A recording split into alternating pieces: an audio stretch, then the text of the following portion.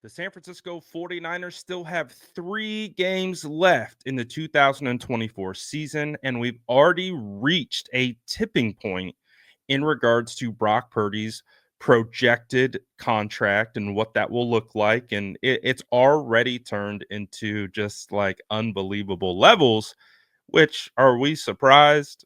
No, no, we are not surprised. Not at all. Not even in the slightest. We knew this was going to happen. At least I did. But regardless of that, you now have a million takes, and they are wide ranging. There is not one consistent take one way or the other. So we continue to talk about what should Brock get, what should does he deserve, and it's a huge varying difference from the fans perspective. So let's take it from a guy named Richard Sherman, played for the 49ers. Also, if I'm not mistaken, I believe he also represented himself during contract negotiations. So, like, he didn't have an agent. So, he went through that process, meaning he understands better than anyone what a negotiation process looks like and how it works. And listen to a guy who's been through it and done it and what his thought processes are on Brock Purdy getting paid. What does Brock Purdy deserve? They did a poll in the Bay Area. 38% say he deserves 20 to 30 million. 29% say he deserves between 31 and 40 million. I hear you. I'm with you. But this is the National Football League. You guys are speaking like fans, and businesses don't quite work that way. I'm sure, you're not happy with his performance right now, but I can name 1, 2, 3, 4, 5 quarterbacks making over 50 million that haven't come close to winning anything. And this guy's been to an NFC championship and a Super Bowl. He's played incredibly well in the postseason. I mean, you could talk about Dak Prescott and his playoff woes. You could talk about Jordan Love and his playoff woes. So when you're negotiating with a team, unless you're willing to move on from Brock Purdy, they're going to be paying him 50 plus million. Brock Purdy's going to get his money. I think he's done a great job over the majority of his career. You can say what you want about it, but that's how the National Football League goes, ladies and gentlemen. I'm sorry. So, if you guys have been following this channel, you know that I actually already made a video basically saying what Richard said. And, because the conversation has been about what does Brock Purdy deserve? What should he get paid from a fan's perspective?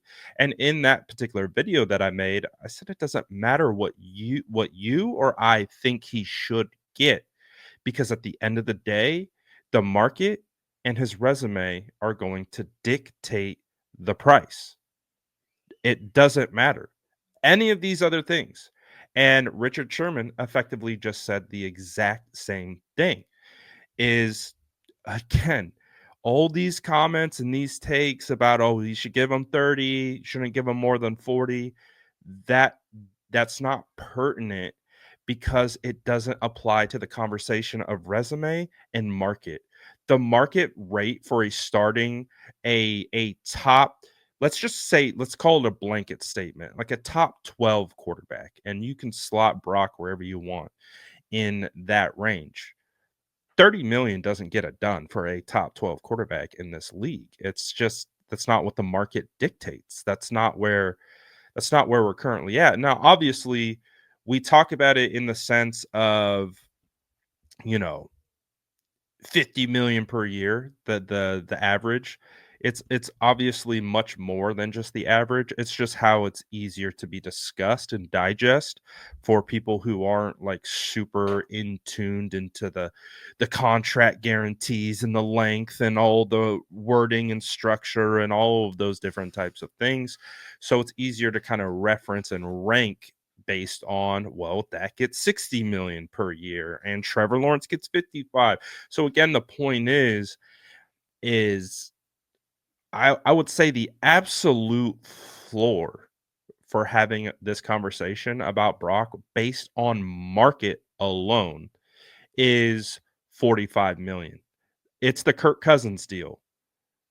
However many years he got for 180 million and the guarantees that he had, that to me is the floor. Like, there's no way you can go below that, because that's what the market has dictated. And then when you take Brock's resume and then you compare it to the market and then you compare it to Kirk Cousins, you compare it to Kyler Murray, you compare it to Tua and Trevor and Jordan, all quarterbacks that Brock has gone head to head with. Two recently in the playoffs last year, Jordan Love and Jared Goff, both which he actually played, I would have to say, objectively better than them. Not for the full game because he had to basically will the team to both of those playoff wins come from the behind wins involving his legs and throws and everything in between. There's obviously a lot of other things that went into those games. It wasn't just Brock, but he played a huge role in that. And so again, it's resume. Just like he said, he just like the quarterbacks that we're mentioning have not done, like a Trevor Lawrence, for example, has done nothing near what Brock Purdy has done. And so as a result of that, that is how it works. This is a business. This isn't about fans and their feelings. Just like he said, it is about market and resume. And that's what it comes down to at the end of the day. So again, we can have all these conversations back and forth of what we would like him to earn and what we would like him to get, but that's not how the business of the NFL works. It works based on everything that we've just discussed. So this, like I said, this was the first video I made about Brock Purdy's contract. It was the first thing I said. I did a whole video just like this. I pulled up, if you watched it, I pulled up the whole like chart of like what everyone's making and where that gets slotted, and it has nothing to do with your perception of Brock, his lack of physical tools or strength or arm talent or any of those things. It's about the games he's won, what he's done throughout those seasons, and what the market dictates. Do you see how nothing over here is close to, you know, 30?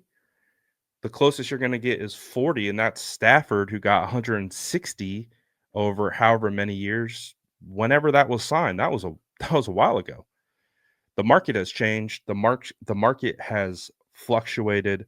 And again, the example that I used was the Brandon Ayuk situation. At one point, the 49ers could have signed Brandon Ayuk for $26 million per year. But because of market explosion, that took a price where at one point he was slotted from 26 to 30.